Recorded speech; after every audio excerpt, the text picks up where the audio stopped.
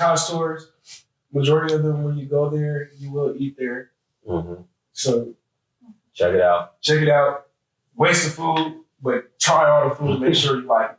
Because if you don't like it, you ain't gonna like school.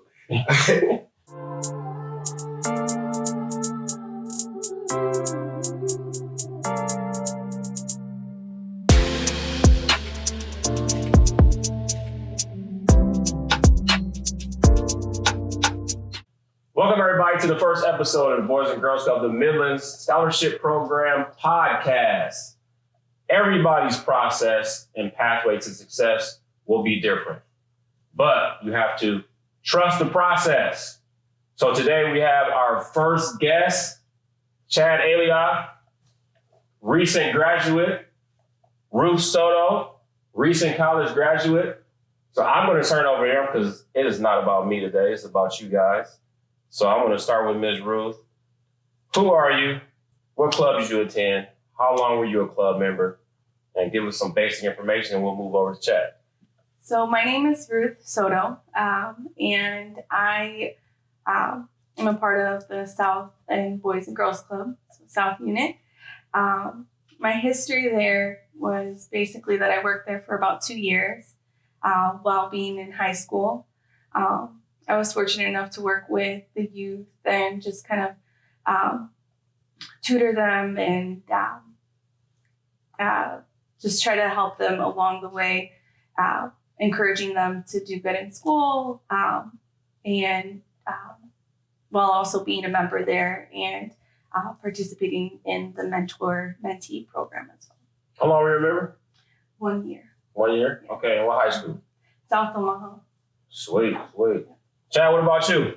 Well, obviously my name is Chad, and here at the club growing up, I went by Ocho because I played football here.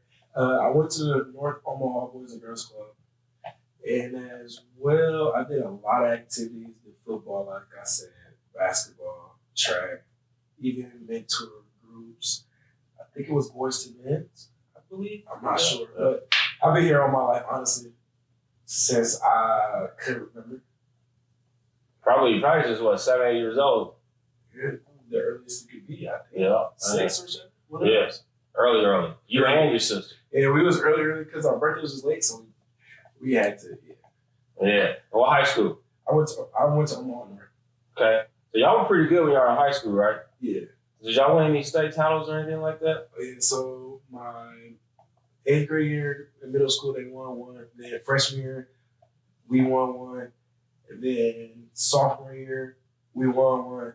Junior year, we lost in the quarter semifinals. And senior year, we lost in the state championship. Okay, so you had a pretty successful football career. Yeah. Awesome. So, Ruth, where did you attend college? What did you major in? So I attended college at the University of Nebraska at Omaha, and I majored in multidisciplinary studies with a concentration in criminology and criminal justice. Awesome.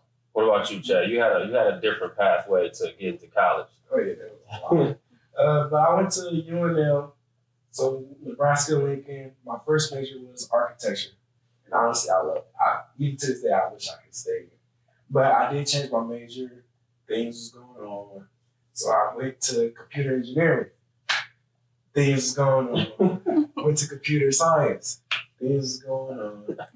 And then because I was in football at Lincoln, so coaching staff changed and everything. Sports do affect you, especially in school as well. So when that happened, I did end up changing my major again to criminal justice just to get my grades back up. And I transferred and I went to JUCO in Arizona, Scottsdale Community College. And then I did end up getting my associate's degree back here at Metro online while I was there in criminal justice. And then since I was in football, I transferred again to a school in Colorado called Adams State. That's what I'm in right now. That's where I finished at. And my degree there changed a couple of times. I tried to go back into computer science. And then after that, I only changed one more time. And it's in graphic design and digital marketing. Sweet. So we got a bunch of questions for you guys today. So we're just going to do a random selection of questions. We're just going to start firing them off, and you guys will answer accordingly. So the first question we have is, What was the biggest obstacle or challenge you had to overcome while in college? We'll start with you, Ruth. Okay.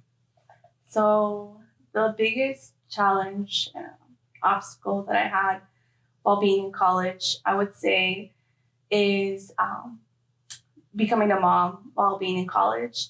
I had a lot of obstacles that came along with it, making sure that it fit with my schedule, just even being pregnant in college. It was a little tough, the not being nauseous all the time.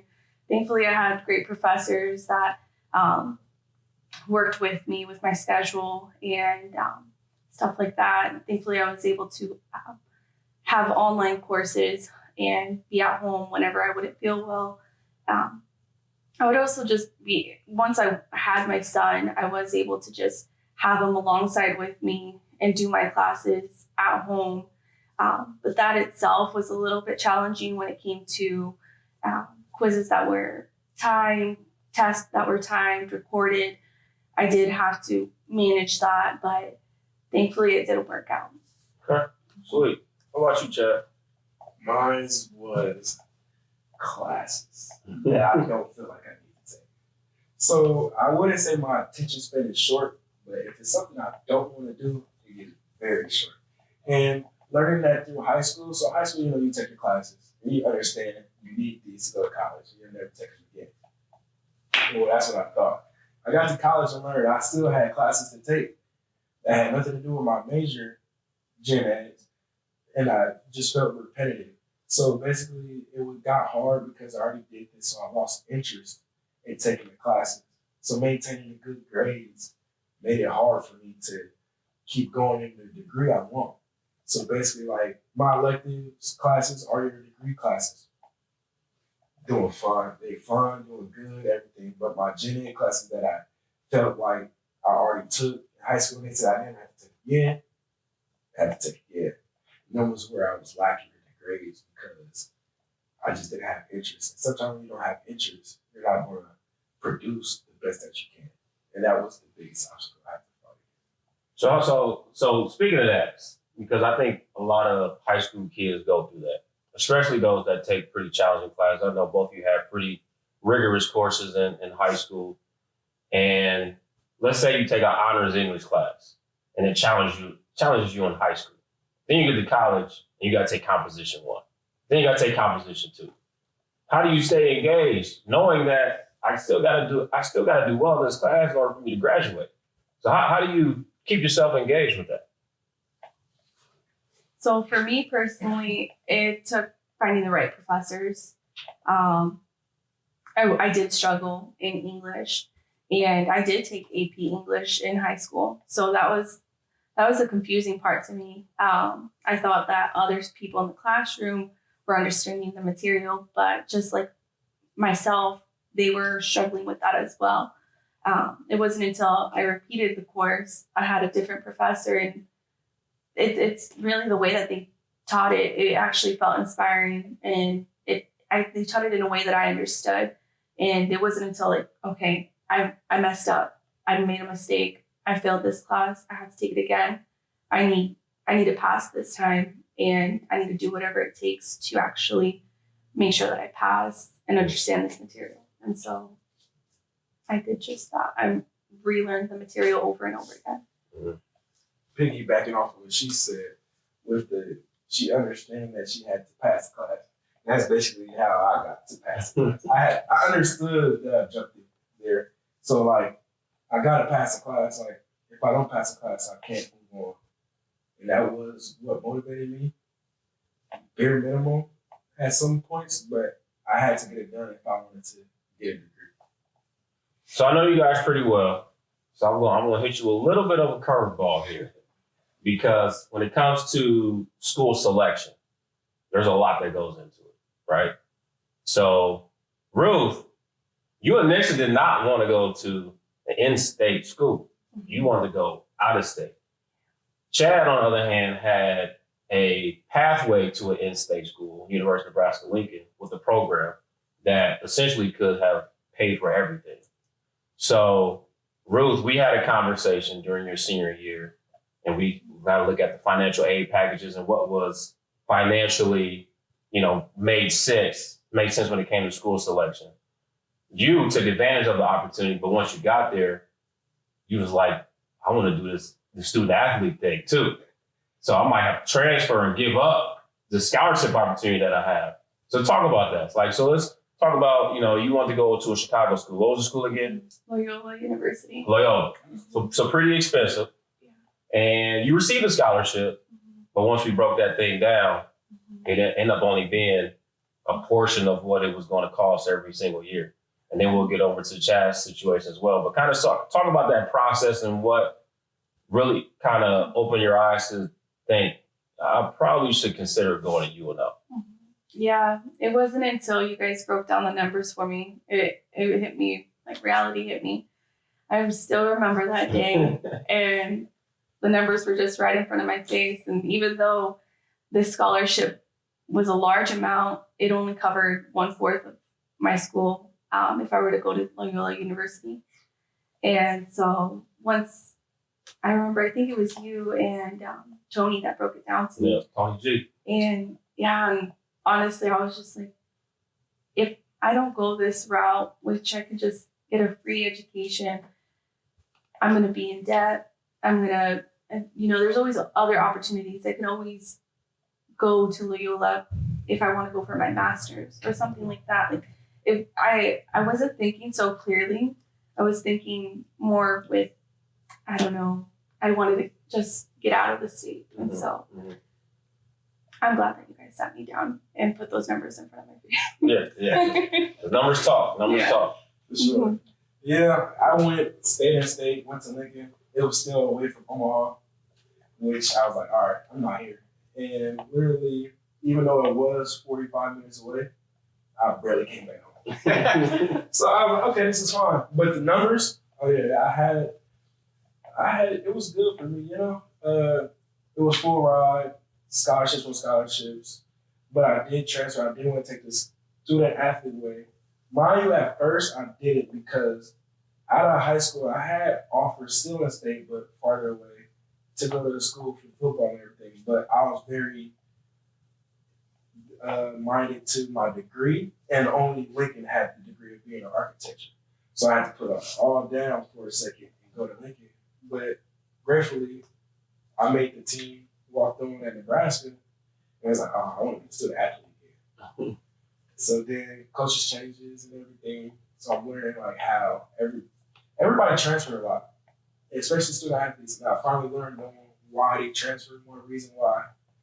Coaches changes. So I transferred. But because of that, I was still getting money because the club scholarship follows you wherever you go. As long as you maintain GPA and everything. But and do service hours. Oh yeah, always. Service hours, they're gonna be on that. But doing that helped me transfer to another school because at Lincoln I had a full ride, and on top of other scholarships, and basically I came up with 2 full ride scholarships. Okay. But when I transferred and go out of state, I lost one of those scholarships because it was only for Lincoln. But what helped was, especially the Women's Girls Club scholarship, that one stayed with me forever. And as well as actually receiving a football scholarship. So the numbers laid down still look the same. I didn't get the extra money in my pocket, but it still made me go to college to do what I want to do. Awesome. All right. Next question here. What is an unwritten rule about college that everyone knows? So an example of this would be like, if I got my headphones on, that means don't talk to me. I'm focused. So what are some unwritten rules about college that everyone needs to know? Okay. So one unwritten rule that in college that everyone needs to know is making sure that you read your syllabus. Not everyone will tell you, or not everyone will assume that the professor is just going to be lenient on it.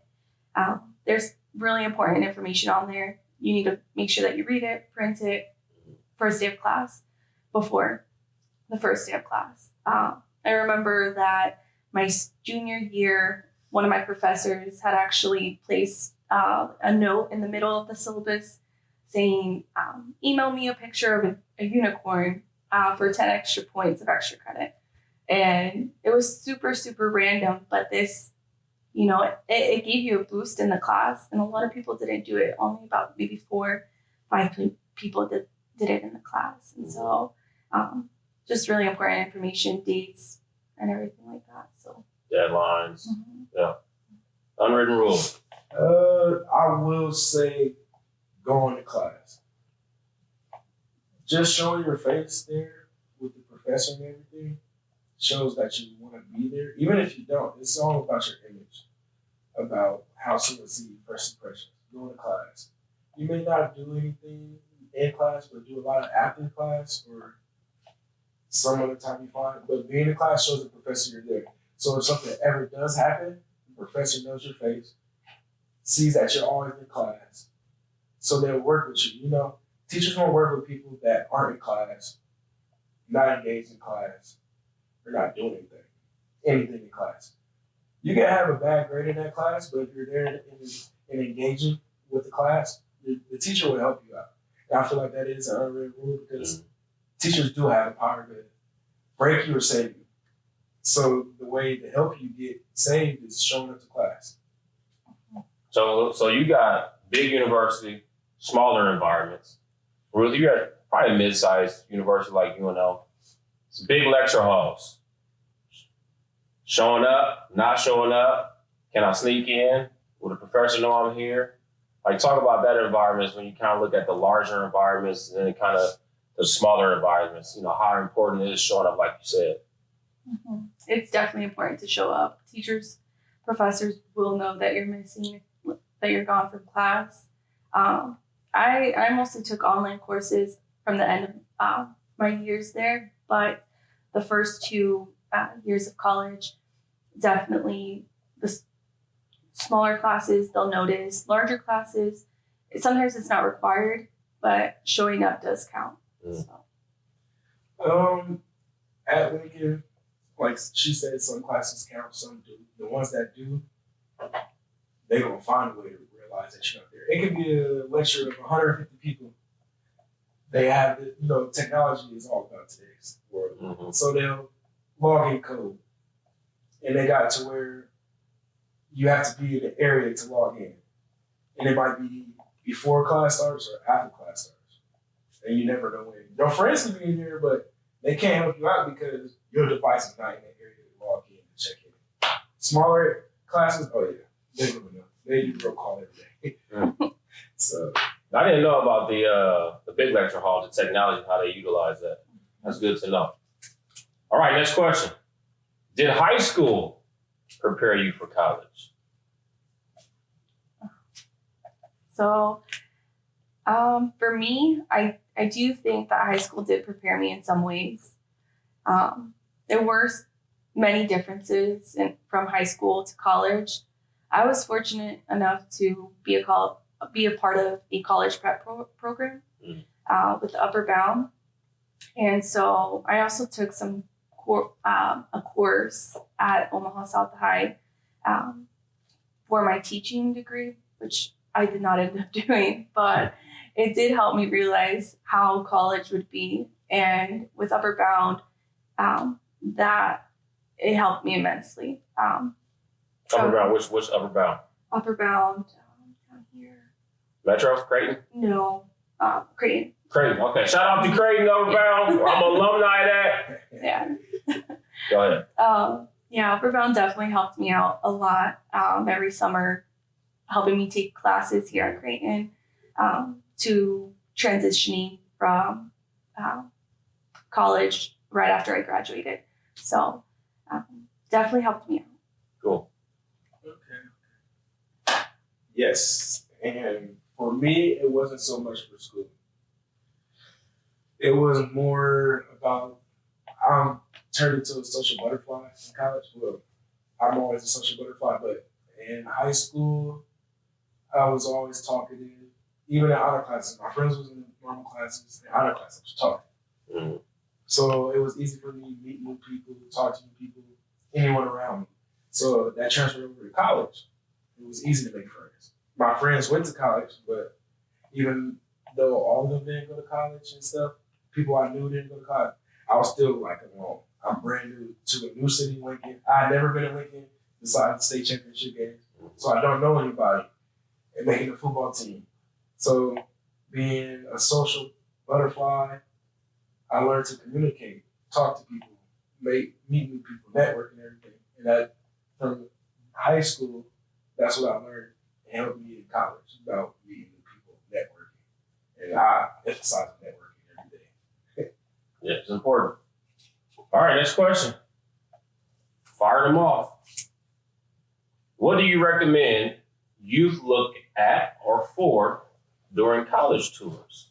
And we're going to be getting these started back up. Actually, we already have. We took a group of students to Metro Community College last week. Went really well. Out there, if you got teenagers, get them involved with the clubs. We can get involved with these college tours. But we took a group of kids to Metro, and we want to get more of our teens back on the college tours. COVID kind of put a halt to that recently. But I think it's a great way for students to see different environments. So what should these students be looking for and at when they're going on these college tours? So some things that I would recommend that youth look for while going to college tours is one, make sure you write these down. It's always tough. I went to so many college tours and I forgot all my questions. And I noticed I need to write these down or I'm not going to be asking the right questions that I want to know. And so, one, do they have your major? If they don't have your major, it's most likely something that you need to look into other schools for, or maybe a similar major that they have there. Do they have the things that matter to you? Intramurals, sports, a gym, quiet space, access to library resources, stuff like that. Maybe even if you're looking into a scholarship or a program at that college, you're going to want to do your research there, and you're going to maybe ask the tour guide to take you to that location to see if that's where you feel like it's home, you feel welcomed, how's the environment. One thing that matters to me is diversity. I feel like that's exactly what I looked for at every single college tour that I went to. That did play a big part in my college choices. And and then also lunch spots. You want to make sure that there is a good lunch spots in between your classes. You need to get a meal in. There you go. Good advice. That was my first reading. Food up. Honestly, yeah. When you go to the college store, make sure you like the food. Because you're going to eat that food 99% of the time when you're there. Especially as a freshman. That's your meal plan. You're going to eat there every day. Unless you want to spend money, but you paid a lot for the meal plan. Why not spend it and use it? So, food. Make sure the food is good. College stores, majority of them, when you go there, you will eat there. Mm-hmm. So, check it out. Waste the food, but try all the food. Make sure you like it. Because if you don't like it, you ain't gonna like school. Other than that, the campus, I started to realize the difference in the campuses. Yes, universities are bigger or smaller, but small universities have nice campuses. Metro has a nice campus. Every campus is nice, So it's not really about the size of the school, it's about how the school image, put the image on yourself. You know how you have an image. What is the school image? You can see where they're putting the money at.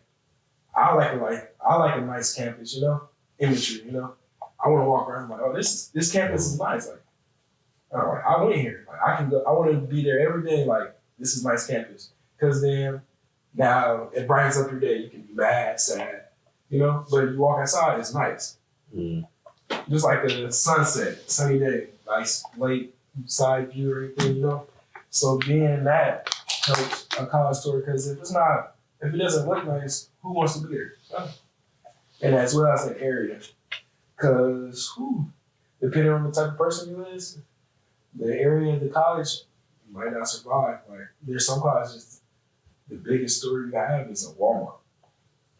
Do you want to shop at Walmart every day? Or do you want to go to a college that has, or nearby places, cities that have malls and everything? You just got to figure out who you are as a person while you go on the college tours. and see if you can fit there. So putting yourself in the shoe of a college student at the college stores will help you a lot.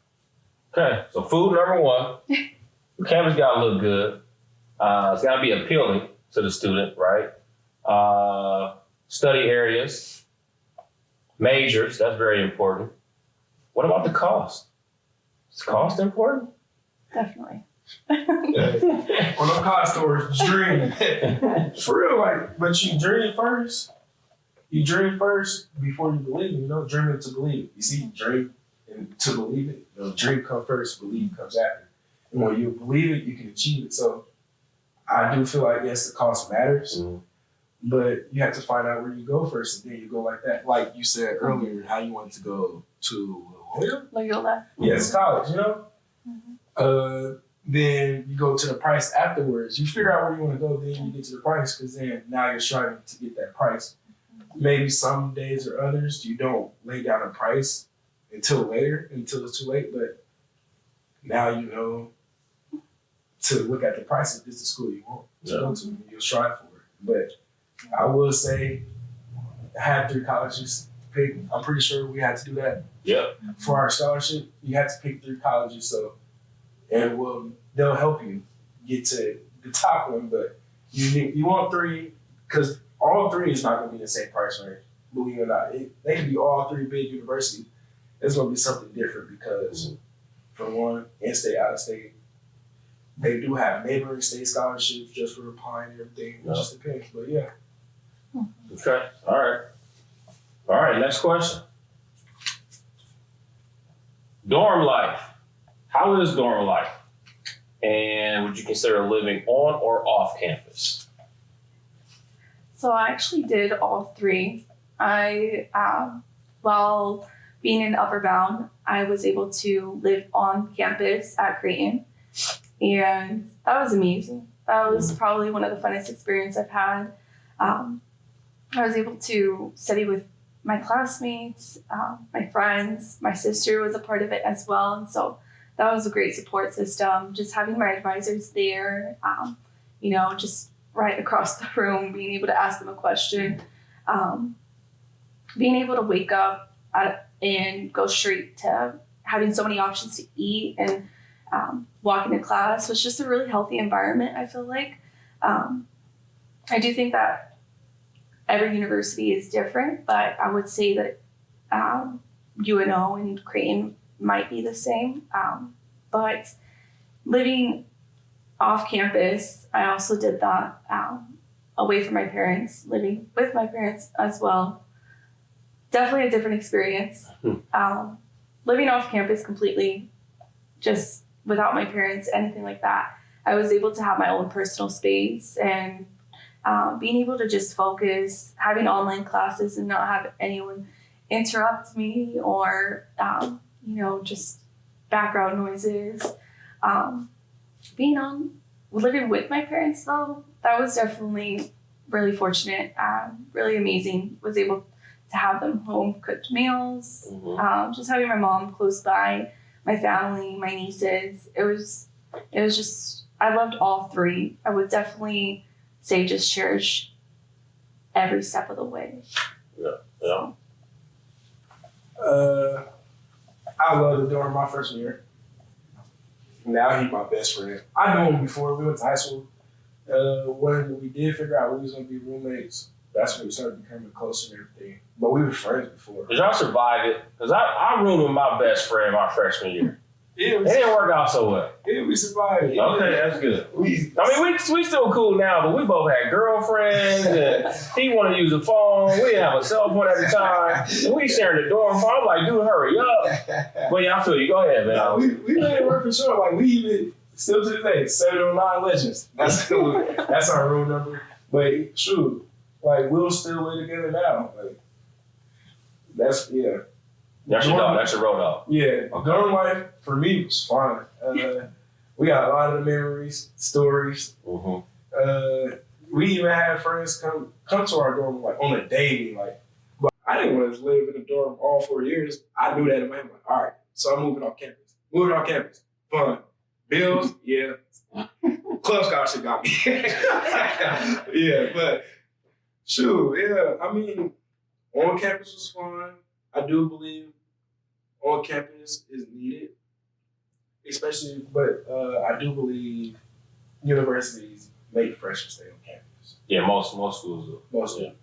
You can do a waiver to get off campus, having some sign-offs and sticking to certain obligations. Like Creighton, they have a requirement for all freshmen. But we had a couple students that attend there, and they were able to bypass staying on campus for the first year. But you have to sign off and stick to certain like study obligations and things of that nature. But yeah, most schools do have a requirement. Yeah. Okay. Yeah, but fun. I would definitely say try it, do it. I stay with a friend. I did find out a lot of people do random roommates. So actually, when I did transfer, I went back to staying on campus. But the campus I stayed at were apartment living. So it was like a 3-bedroom apartment on campus. So I had my own room. I did end up getting random roommates. And now actually one of them turned into my best friend at that school. And then we learned that one was moving, so we put in another friend there. And I do believe finding out your friends in college help you find your roommates to move off campus. Mm-hmm. Like they say in high school, don't room with your friends. Y'all might not be friends no more. You don't know how they live, this and this and that, which is true. So, but you can learn how your friends live through your relationship, because obviously y'all gonna be hanging out. You'll see how this person lives. Mm-hmm. They gonna invite you over to their crib, and you gonna invite them over to your crib. So like, you see how they live, and you can see and understand. Like, I can live with this person. Yeah. That's really how it went for me. Yeah, that's cool. I never had a bad experience with it. That's good. That's good. All right, what else we got? What we got? What did you do financially to prepare for college, and what advice would you give incoming students about this? So the whole financial piece. What did you do to prepare yourself to pay for college? So what I did to prepare myself financially for college, one, Jermaine sat me down and showed me the numbers, and so definitely applied for FAFSA. Scholarships, a bunch of them, the club scholarships, all of them. You need to apply to every single one that you are eligible for and have time for. You have to make the time, and you have to apply early. Without applying early, with applying early, you're able to get more grants, get more scholarships, be eligible, make deadlines, and then also. Financially, I also contacted UNO, the financial aid office, and just let them know, like, hey, are there any grants available? Just asking that question will open up doors for you. And it did. It allowed me to get extra grants, extra money that I needed for my classes, for tuition, everything. So. Okay, good. Mm-hmm. Honestly, she said everything. I'm just emphasize on scholarships. The earlier the better, because then you find out scholarships you do get, scholarships you don't get. So then you just apply for more. Honestly, your senior year really comes down to applying for scholarships. Mm-hmm. And that's how you find out if you can help in college. FAFSA, yes. Scholarships, yes. The must. It's the must, yeah. But scholarships, I mean, you don't want to come out of pocket, right? That should motivate you. Scholarships. Okay, all right. All right, what else we got here? Why did you choose the college you attended? And did you transfer at all? Now, we know you got a long history of that. Why did you choose the school that you ultimately ended up attending? So what was it about UNO? So about UNO, I chose UNO. Well, the thing that did it for me was all my 4 sisters attended UNO. So it felt like home. They were on campus all the time. And so it just kind of felt like an easy transition. I also got the Goodrich scholarship, so that paid for my tuition. So that was just an easy yes. for me, honestly. Good deal. The easiest, just like her, that's how I started at Lincoln. The scholarships, easiest. Transferred, and then I got to the school I was at that I graduated from because the scholarship as well. And as well, it was a different area, and I'm always trying new things. I didn't like the area, but I did like the people, and I finished school, so it got me somewhere. So a lot of people may not know, where is Adams State located? Alamosa, Colorado, South Colorado, 4 hours away from Denver. It's like 30 minutes away from the New Mexico border. And it is very southern. It's honestly, Alamosa should be New Mexico, but it's small. Just a college town? Jessica. Is it a rural college town? Yes. Yes. Yes. Like I said, the only store you might have is Walmart. That's that spot. Okay. All right. And we have advice. This is a good one. Advice you'd give your younger self. So you guys are what? 22 now? I'm 23. 23? Okay, so you guys are 23. Going back to your 15, 16-year-old self, or your 18-year-old self coming out of high school. What advice would you give young Ruth and young Chad? Oh, gosh. I will say distractions. Watch the distractions. Watch the distractions. I had a lot of distractions. Nothing wrong with doing distractions, you know? But like learning from them. For me, I did get a lot of chances. I'm not gonna lie. So I would say minimize the chances you get, maximize the chances you get. So minimize the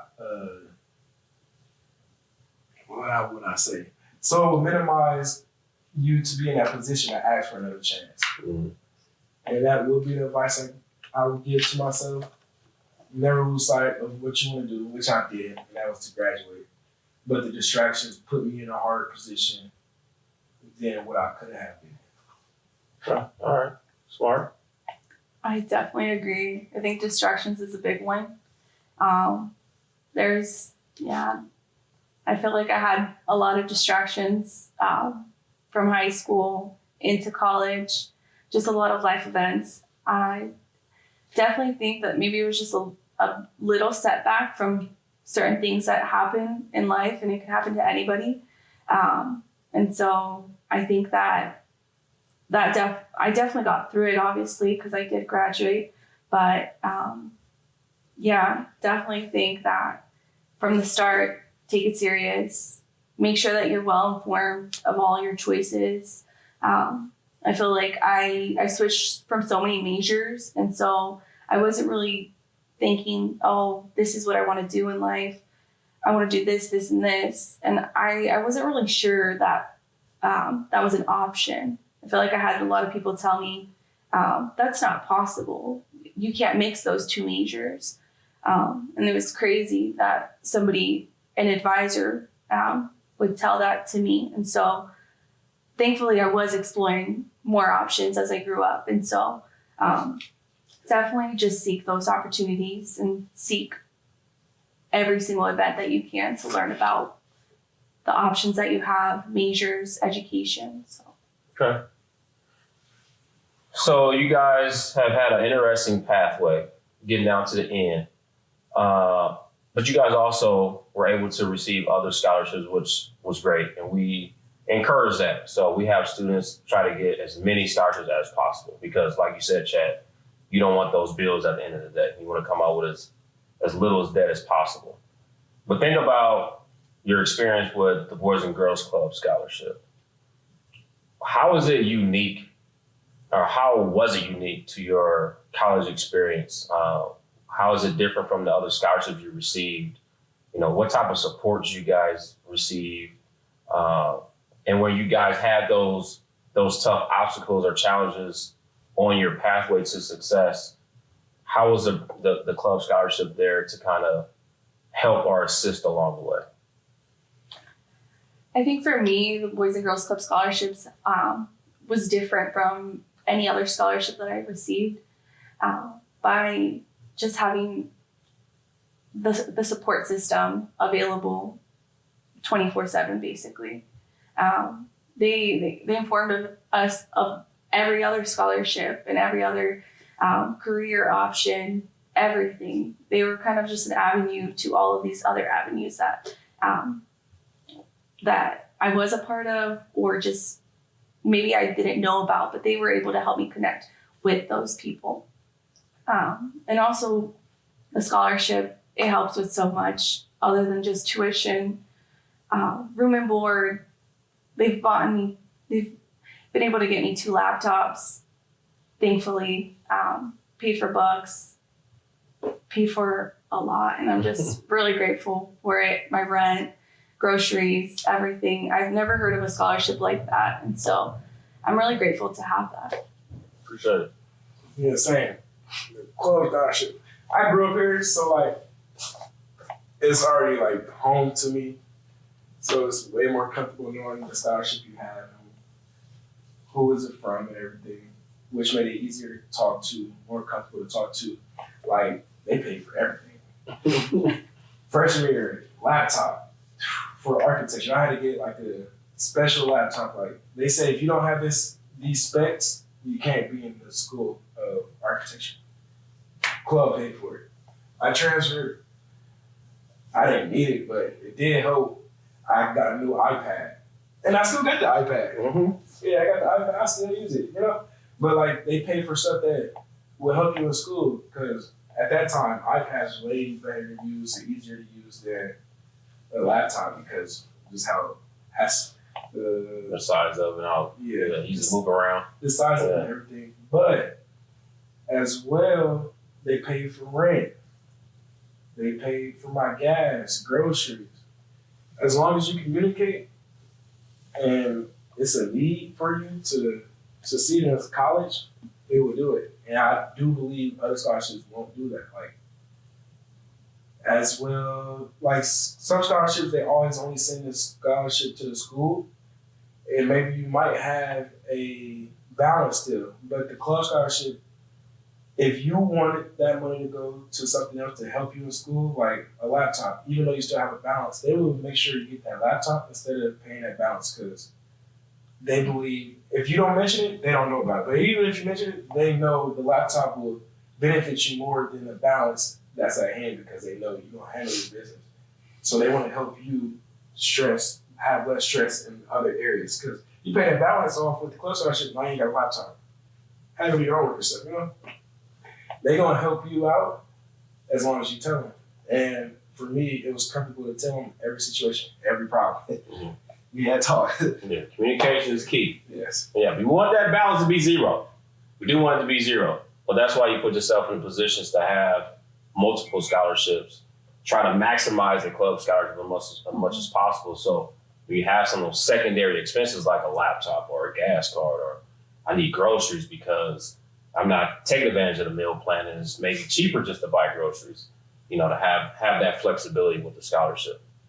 So you guys earned your degree, December 22 graduates. The show is called Trust the Process. So at what point in your process did the light bulb go off, despite all the challenges, the obstacles, whatever issues, transferring, changing majors, you know, bringing a beautiful baby into the world? At what point did you say, I have to trust the process so I can realize that I can get to the finish line? What was that point for you? I think that there were multiple points. I think that I had to remind myself many times. There were so many events that happened throughout college, and I honestly think that maybe it was seeing my degree works, and so it shows you exactly this is how many credits you need, this is how many classes you need, and just speaking to an advisor and telling me, oh, you have to wait until the next semester to take this class because it's not available. and just putting that pressure. And then once I was pregnant with my son, it kind of was just like, if this is the moment, if I don't graduate, if I don't get my degree, if I keep on prolonging this, it's going to be when he's 2 years old, 3 years old. And I didn't want that. I wanted to be set already. And so I don't know. I think that I give a lot of props to my son. He gave me so much motivation, so much encouragement. He honestly was just with me through it all. And it honestly got me through all my classes and to my degree. So sweet. Yeah. I had to trust the process since high school, honestly. But like she said, as she started, constant reminder. For me, my trust the process was finishing. Like, my goal was to get my degree, you know? And then understanding college, how the world changed, I had to understand that, like, a degree doesn't do a lot if you're not going to use it. So then, and that's another reason why I kept switching my major, because I wanted to find something where I'm going to actually like doing it. So me to trust the process, I had to trust the people telling me, like, what to do. Like, not anyone, like, not bad people in my area telling me what to do, as in trying to help me out. Like, yes, all help is not good help, but you don't know what's good help and bad help if you don't try it out. So, like, he was helping me. Like, the scholarship people was helping me. My advisors, my coaches was helping me. So, when I was at my lowest, that's when I had to trust the process and the people that really wanted to see me succeed and finish. That's how I had to trust the process. I had to put my life and my energy into others because they're putting their energy into me to succeed. Yeah. So I remember those discussions. I remember we had a discussion at one point. I'm just going to get a major just so I can graduate. And I was like, dude, you work too hard just to get a major just so you can walk across the stage. You want to get something that you're going to utilize. And that's what you're doing right now. We had conversations. I remember you in the office, Mr. Jones, I'm pregnant. And guess what did I say? I said, guess what, Ruth? It ain't about you no more. Yeah. And both of you guys, you bucked up, transferred a couple times, made it across the stage. Student athlete experience came to full fruition. Rocky starts in the middle, had little rocky portions in there, whatever went on. Relationship stuff, all that jazz. Still got through it. Baby boy looking at you from the floor while you're doing your homework and getting through it all. And so from the Boys and Girls Club Scholarship Program, we definitely want to commend you both on trusting the process, getting through your degree programs. Chad and I are talking right now, looking at different career opportunities. Ruth at First National Bank of Omaha, doing your thing, been there for a couple of years now. Mm-hmm. And so super amazing. I think the community is very proud of you guys. North High alum, South High alum, North Club alum, South Club alum. I think everybody that had anything to do with, just being there kind of witnessing your pathway to success, I can say for them that everybody's proud of you. We definitely, my proudest thing of being in youth development and post-secondary and higher education is seeing where a young person is when you first come into the program and seeing where you are when you exit the program. And I can say you guys have grown tremendously. So that is our first episode, people out there in Boys and Girls Club land. The first episode of the podcast, Boys and Girls Club, the Scholarship Program podcast show, Trust the Process. I am Jermaine Jones, Chief Career Navigation Officer for Boys and Girls Club of the Midlands. We'll see you next time.